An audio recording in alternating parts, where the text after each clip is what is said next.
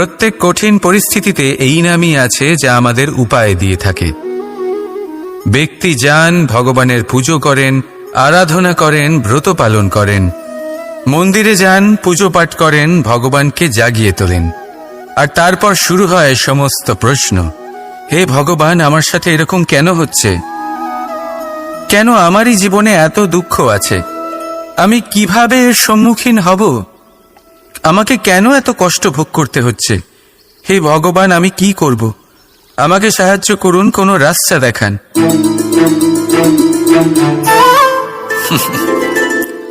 চলুন আমি আপনাকে একটা প্রশ্ন করি। মন্দিরে যাওয়ার চেষ্টা করার আগে আপনি কি জীবনে ততটা চেষ্টা করেছেন যতটা সেই সমস্যাকে দূর করার জন্য দরকার ছিল?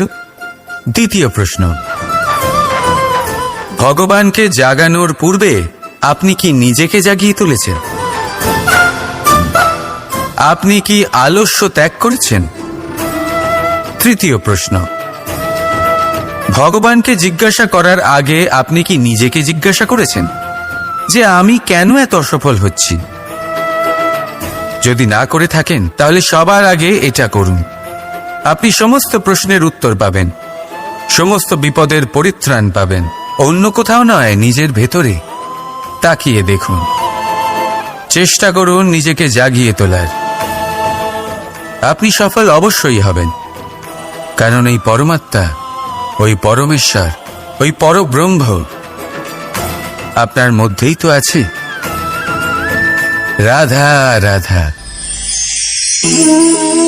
সংসারে এমন একটা ভ্রান্ত ধারণা রয়েছে যে সবকিছু ভাগ্যের দ্বারা পাওয়া যায়, কিন্তু ভাগ্য, প্রারব্ধ এ তো সকলের জন্যই সমান হয়। এটা তো ব্যক্তির ওপরে নির্ভরশীল হয়, তার আকাঙ্ক্ষার উপরে নির্ভরশীল হয়, বাসনার উপরে নির্ভরশীল হয়, স্বভাবের উপরে নির্ভরশীল হয় যে উনি সেটা নিয়ে কি করেন।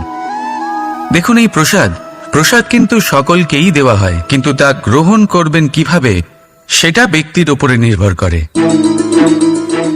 আপনাকে এক উদাহরণ দিই। যেমন ধরুন, দুজন মানুষকে আমি একটা করে মাটির ডেলা দিলাম, সেটা নিয়ে তারা কি করবেন? একজন মানুষ তার ছোট ছোট ডেলা বানাবেন আর পথযাত্রীদের ওপরে ছুঁড়ে মারবেন, হাসি ঠাট্টা করবেন, তাদের বস্ত্র নোংরা করে দেবেন, সেটাতেই উনি আনন্দ পাবেন। অন্যদিকে দ্বিতীয় ব্যক্তি সেই মাটির ডেলা দিয়েই নিজের জন্য একটা কুঁড়ে ঘর বানাবেন। সেই কুঁড়ে ঘর যা রোদেতে, বৃষ্টিতে, ঝড়ে তাকে সুরক্ষিত রাখবে। অনুভূতি, এই অনুভূতি বদলাতে শিখুন। এই অনুভূতি অত্যন্ত গুরুত্বপূর্ণ। ভালোবাসাতেও এই অনুভূতি হলো অত্যন্ত গুরুত্বপূর্ণ। ভালোবাসা সে বন্ধুর সাথে হোক, মা বাবার সাথে হোক, ভাই বোনের সাথে হোক, স্ত্রীর সাথে হোক, যে কারোর সাথে হোক। মনে রাখবেন, এই হলো সেই অনুভূতি যা আপনার ভাগ্য নির্ধারণ করে থাকে। তাহলে আসুন আমার সাথে প্রেমের অনুভূতি নিয়ে বলুন, রাধা রাধা। মানুষের কত রকম অনুভূতি হয়, কিন্তু সে সেটাই করে যেটা সে আজ অবধি করে এসেছে, আর এটাই তার সব থেকে বড় ভুল। আপনাকে যদি উদাহরণ দিই, তাহলে একটা গোয়ালা যে ছোটবেলা থেকে একটাই কাজ করেছে, গরুকে চড়িয়েছে, দুধ বের করেছে, সে সারা জীবন সেটাই পাবে, শুধু দুধ। কিন্তু ভেবে দেখুন, যখন এই দুধ কোনো ময়রার কাছে যায়, তখন সে সেটা দিয়ে মালপোয়া বানায়, মাখন বানায়, বিভিন্ন রকমের সুস্বাদু মিষ্টি বানায়, ঘি বানায়। সে বড় কিছু করে, তার বদলে সে বড় কিছু পায়। তাই মনে রাখবেন, যদি আপনি সেটা করেন যেটা আপনি সব সময় করে এসেছেন, তাহলে আপনি সেটাই পাবেন যা আপনি আজ পর্যন্ত পেয়ে এসেছেন। নতুন কিছু করার চেষ্টা করুন, আলাদা কিছু করার চেষ্টা করুন, নিজেকে বদলানোর চেষ্টা করুন, নিজেকে প্রস্তুত করুন, নতুন কিছু করুন।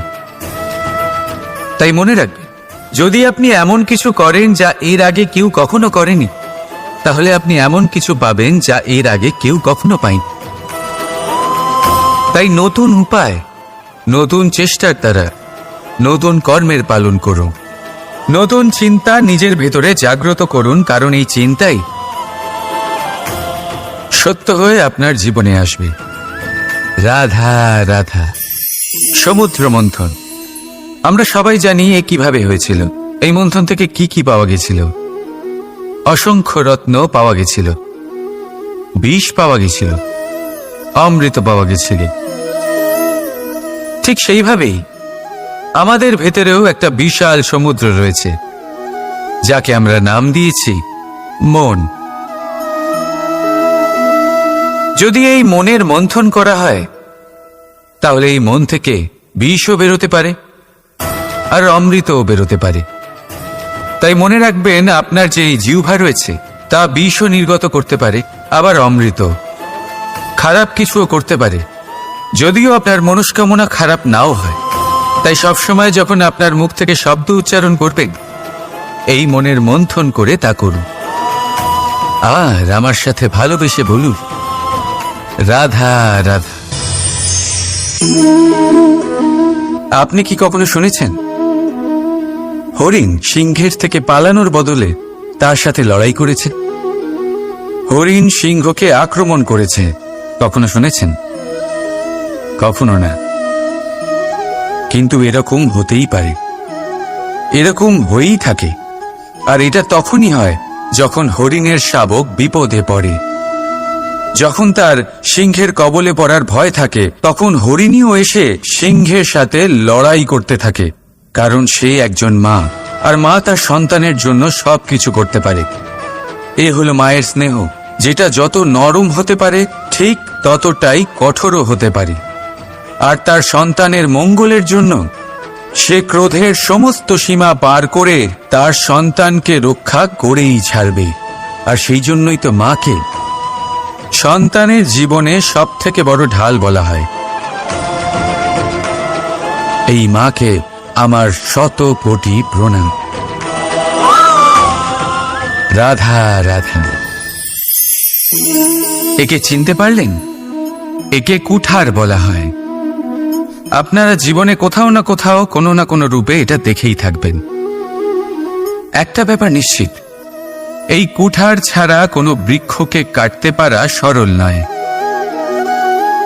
এবার আপনি কখনো এটা ভেবেছেন, এই কুঠার এর এই অংশ, এর মুখটাই যদি না থাকে তাহলে কি হবে? এ শুধুমাত্র কোনো বৃক্ষই নয়, তার কোনো ডালও কাটতে সক্ষম হবে না। এবারে ভাবুন, এই শুকনো কাঠের হাতল এ আমরা কোত্থেকে পেলাম? কোনো এক বৃক্ষ থেকেই। সেই ডাল যাকে কেটে ফেলা হয়েছিল, এক বৃক্ষকে কাটার জন্য এই ডালই শস্ত্ররূপে প্রস্তুত।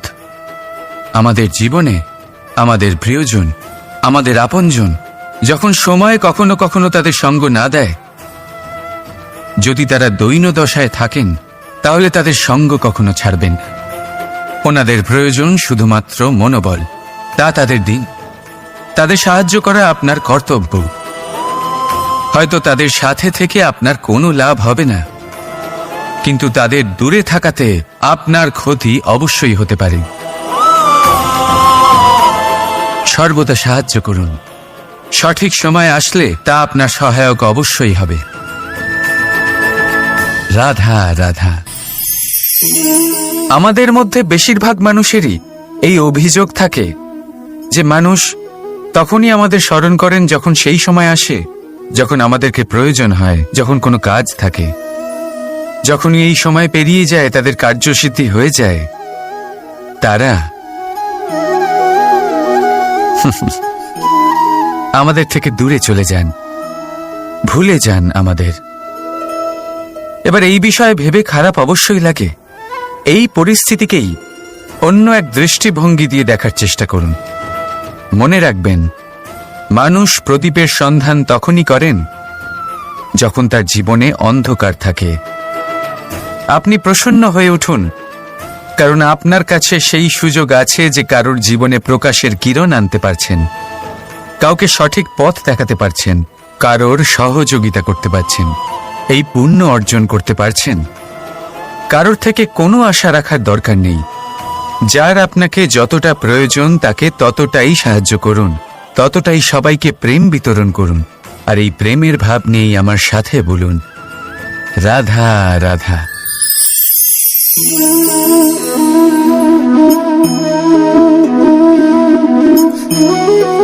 এই শুকনো পাতা দেখতে পাচ্ছেন? এটা কখনো গাছের ডালে ছিল, সবুজ তরতাজা, বৃক্ষকে পুষ্টি দান করত। কিন্তু যেই এটা শুকিয়ে গেল, যেই ও পুষ্টি সরবরাহ করা বন্ধ করে দিল, ওকে ফেলে দেওয়া হলো।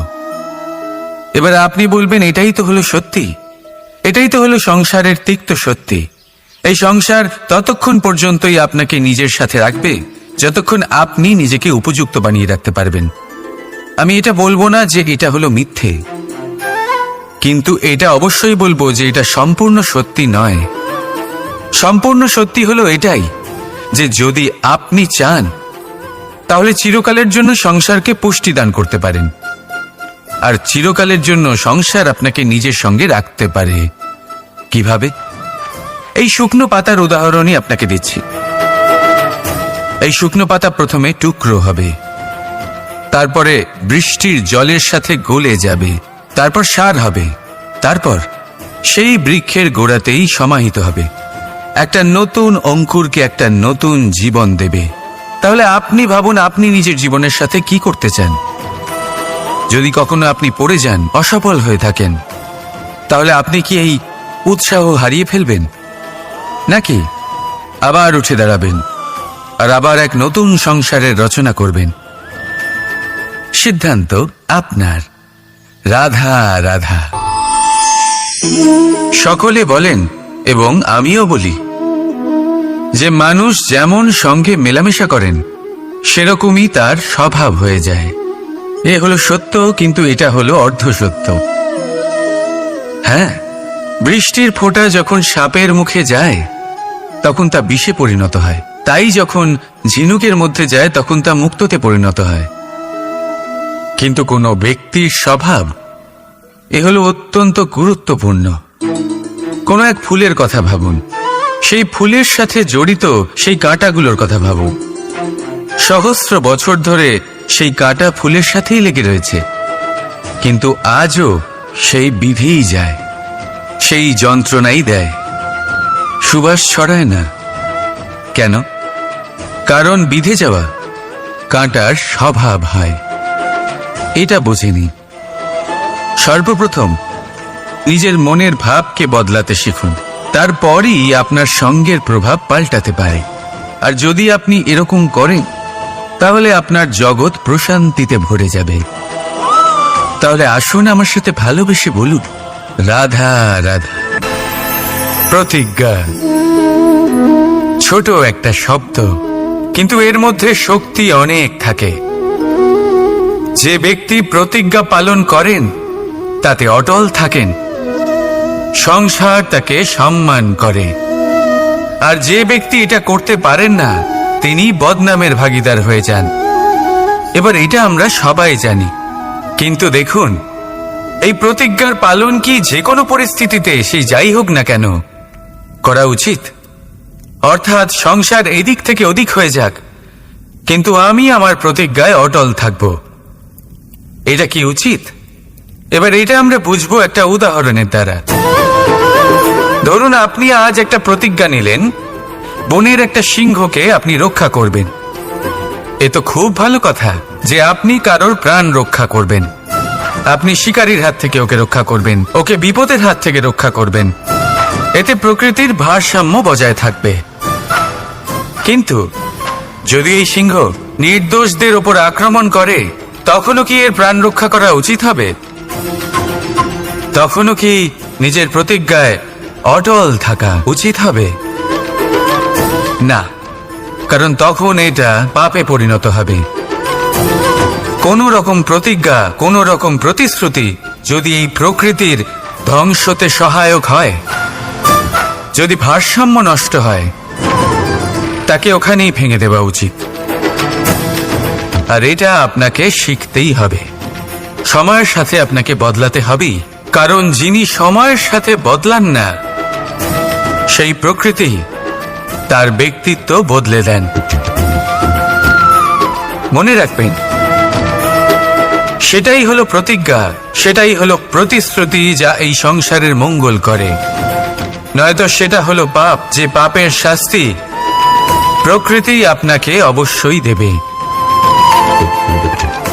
তাহলে আসুন আমার সাথে বলুন, বন্দে ধর্মা বন্দে কর্মা,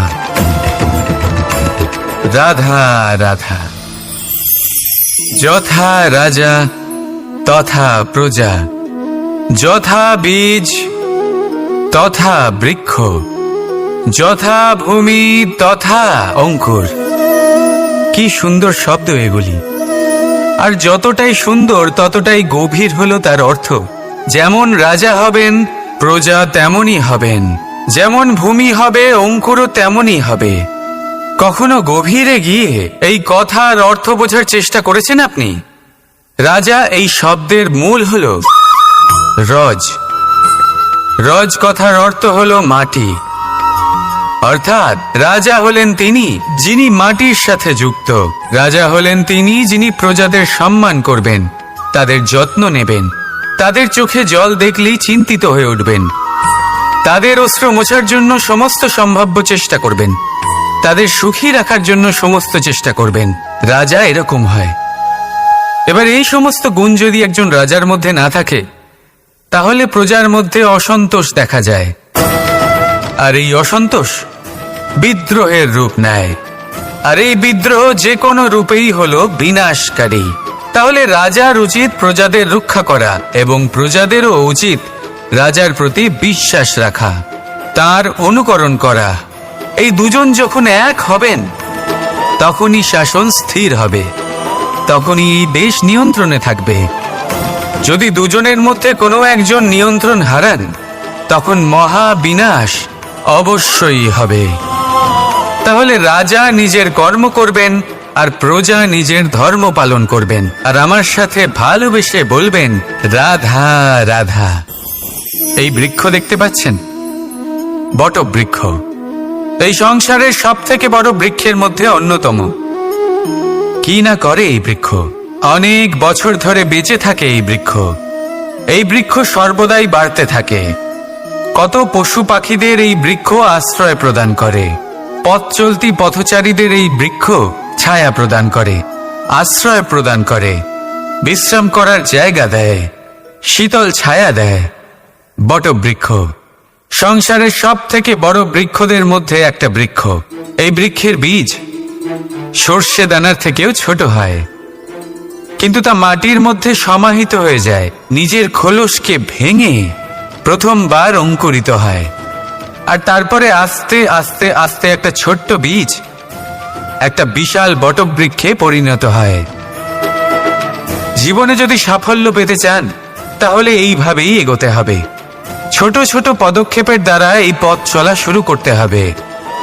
সেই জন্য ছোট কাজ করতে কখনো সংকোচ করবেন না, ছোট কাজ করতে কখনো লজ্জা পাবেন না। যদি এই ছোট ছোট কাজ পূর্ণ নিষ্ঠা দিয়ে, পূর্ণ মনোযোগ দিয়ে, সততার সাথে করতে পারেন, তাহলে এই ছোট কাজের আকার বাড়তে থাকবে। তাই কাজগুলিকে কাজের মতোই দেখতে শুরু করুন। ছোট কাজ বা বড় কাজ এরকম ভাববেন না। তাহলে কর্ম করতে থাকুন। জীবনে আপনার অস্তিত্ব বটবৃক্ষের থেকেও বড় করে তুলুন। তাহলে আসুন আর আমার সাথে ভালোবেসে বলুন রাধা রাধা। কর্ম এবং ফল।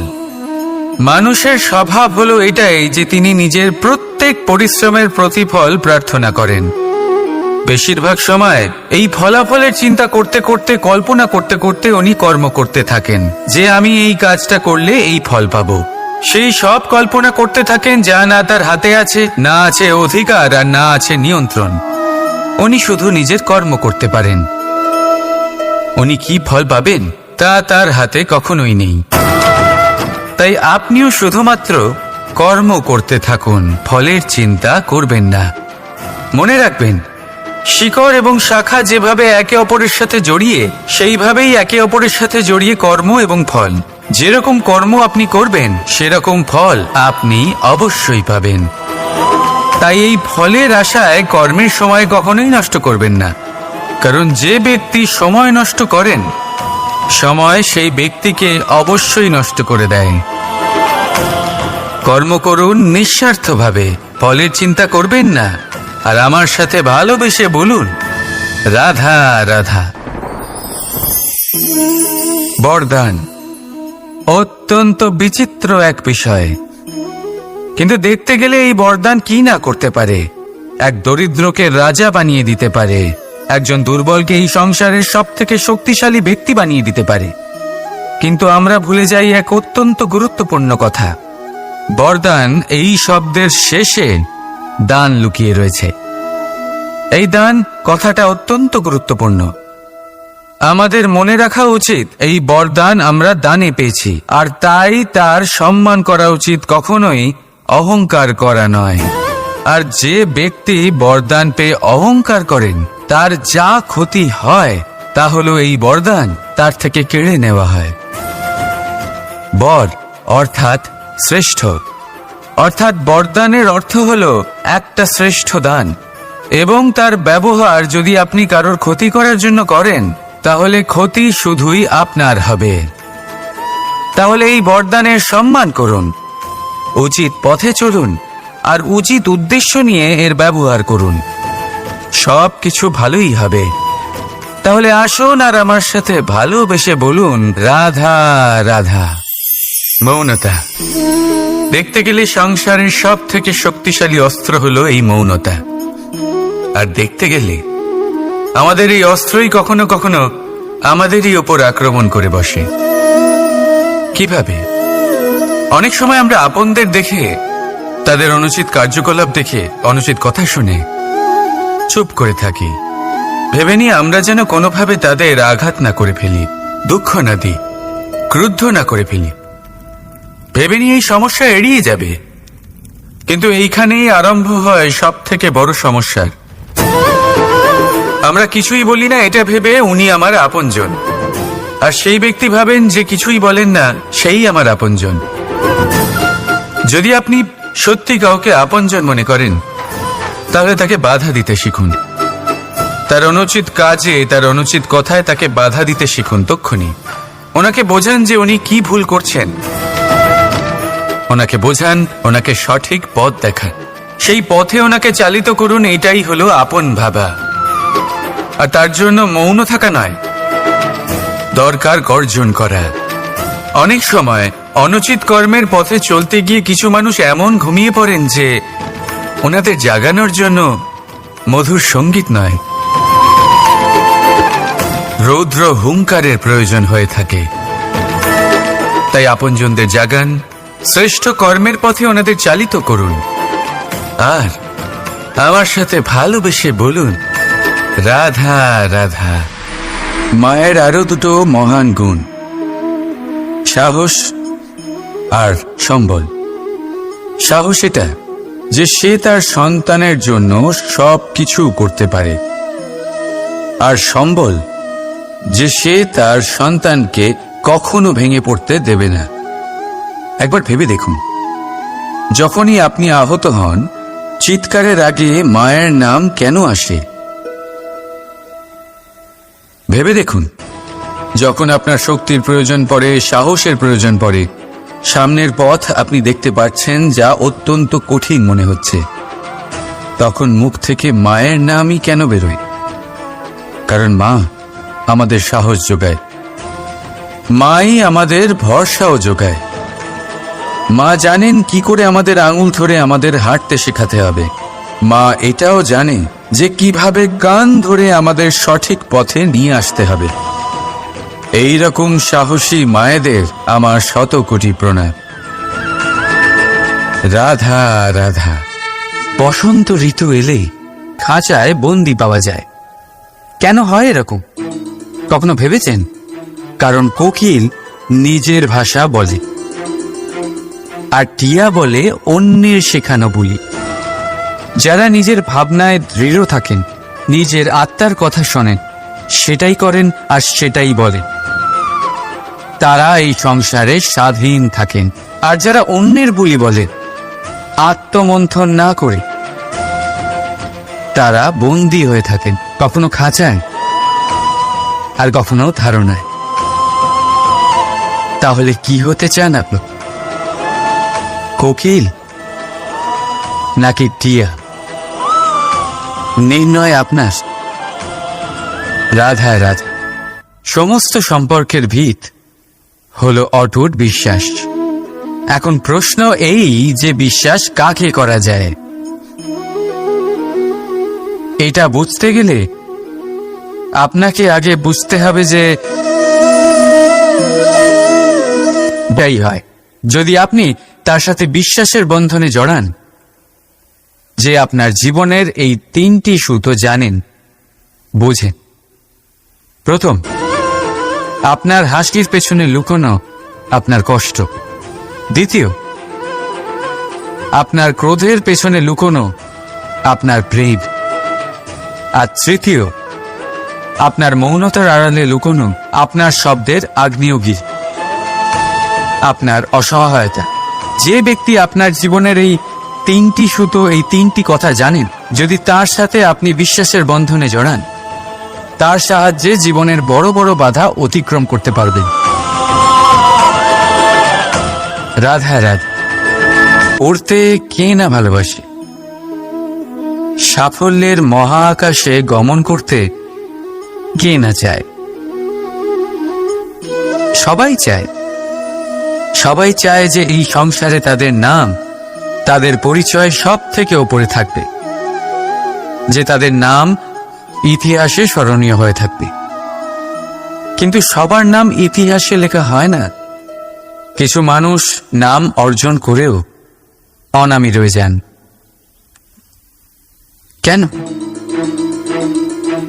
কারণ তারা এই ধরিত্রীর সাথে সম্পর্ক ভেঙে দেন। ভুলে যান এই কথাটা, যে উড়ান সম্পূর্ণ হওয়ার পরে ধরিত্রী তাদের বিশ্রাম দেবে, যে তাদের কীর্তিতে যারা বাহুবা দেন, যারা প্রশংসা করেন, তারা পৃথিবীতেই থাকেন। আর এই পৃথিবীতে থাকা মানুষই ইতিহাস রচনা করে। তাই সাফল্যের আকাশে অবশ্যই উড়ুন, কিন্তু তাদের থেকে একেবারেই বিচ্ছিন্ন হবেন না যারা আপনার এই সাফল্যের মূল ভিত্তি। তবেই ইতিহাসে আপনার নাম হবে, আর তখনই আপনি ভবিষ্যতে প্রসন্ন থাকবেন। রাধা রাধা। যখন মা ক্ষীর তৈরি করেন, তখন সেটা খেতে আমাদের খুব ভালো লাগে, তাই তো? কিন্তু মা কিভাবে ক্ষীর তৈরি করেন?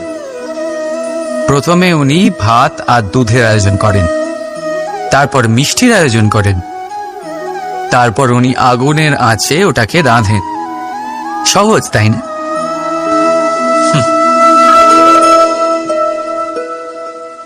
অতটাও সহজ নয়। এই জীবনে আনন্দের ক্ষীর আস্বাদন করার এটাই উপায়, কিন্তু এতে সময় অনেকটাই লাগে। শুদ্ধ শুভ্র দুধের মতো ভাবনায় সদা অটুট সম্পর্কের মধ্যে প্রেমের মিষ্টত্ব মিশিয়ে যখন প্রয়াস আর পরিশ্রমের আগুনের আজে অনেকক্ষণ রাধা হয়, তখন তৈরি হয় আনন্দরূপী ক্ষীর।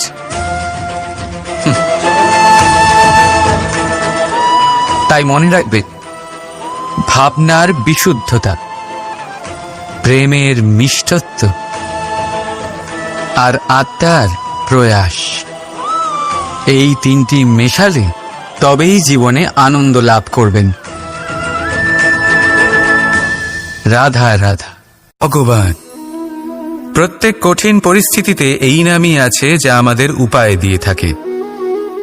ব্যক্তি যান, ভগবানের পুজো করেন, আরাধনা করেন, ব্রত পালন করেন, মন্দিরে যান, পুজো পাঠ করেন, ভগবানকে জাগিয়ে তোলেন, আর তারপর শুরু হয় সমস্ত প্রশ্ন। হে ভগবান, আমার সাথে এরকম কেন হচ্ছে? কেন আমারই জীবনে এত দুঃখ আছে? আমি কিভাবে এর সম্মুখীন হব? আমাকে কেন এত কষ্ট ভোগ করতে হচ্ছে? হে ভগবান, আমি কি করব? আমাকে সাহায্য করুন, কোনো রাস্তা দেখান।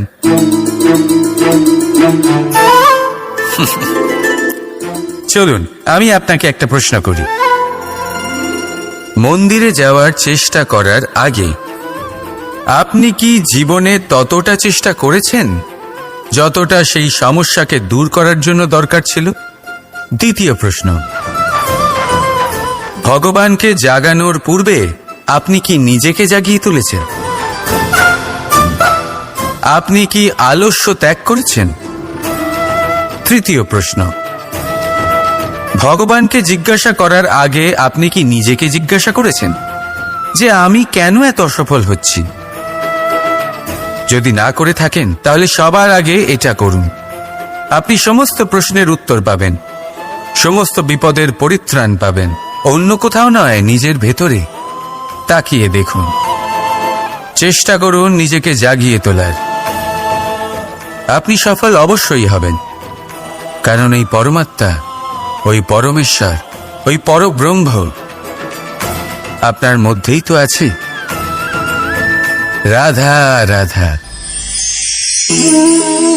সংসারে এমন একটা ভ্রান্ত ধারণা রয়েছে যে সবকিছু ভাগ্যের দ্বারা পাওয়া যায়, কিন্তু ভাগ্য, প্রারব্ধ এ তো সকলের জন্যই সমান হয়।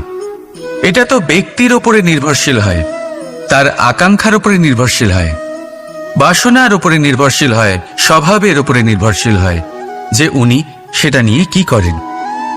দেখুন, এই প্রসাদ কিন্তু সকলকেই দেওয়া হয়, কিন্তু তা গ্রহণ করবেন কিভাবে সেটা ব্যক্তির উপরে নির্ভর করে। আপনাকে এক উদাহরণ দিই। যেমন ধরুন, দুজন মানুষকে আমি একটা করে মাটির ডেলা দিলাম, সেটা নিয়ে তারা কি করবেন? একজন মানুষ তার ছোট ছোট ডেলা বানাবেন আর পথযাত্রীদের ওপরে ছুঁড়ে মারবেন, হাসি ঠাট্টা করবেন, তাদের বস্ত্র নোংরা করে দেবেন, সেটাতেই উনি আনন্দ পাবেন। অন্যদিকে দ্বিতীয় ব্যক্তি সেই মাটির ডেলা দিয়েই নিজের জন্য একটা কুঁড়ে ঘর বানাবেন। সেই কুঁড়ে ঘর যা রোদেতে, বৃষ্টিতে, ঝড়ে তাকে সুরক্ষিত রাখবে। অনুভূতি, এই অনুভূতি বদলাতে শিখুন। এই অনুভূতি অত্যন্ত গুরুত্বপূর্ণ। ভালোবাসাতেও এই অনুভূতি হলো অত্যন্ত গুরুত্বপূর্ণ। ভালোবাসা সে বন্ধুর সাথে হোক, মা বাবার সাথে হোক, ভাই বোনের সাথে হোক, স্ত্রীর সাথে হোক, যে কারোর সাথে হোক। মনে রাখবেন, এই হলো সেই অনুভূতি যা আপনার ভাগ্য নির্ধারণ করে থাকে।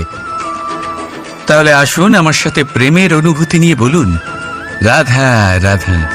মানুষের কত রকম অনুভূতি হয়, কিন্তু সে সেটাই করে যেটা সে আজ অবধি করে এসেছে, আর এটাই তার সব থেকে বড় ভুল।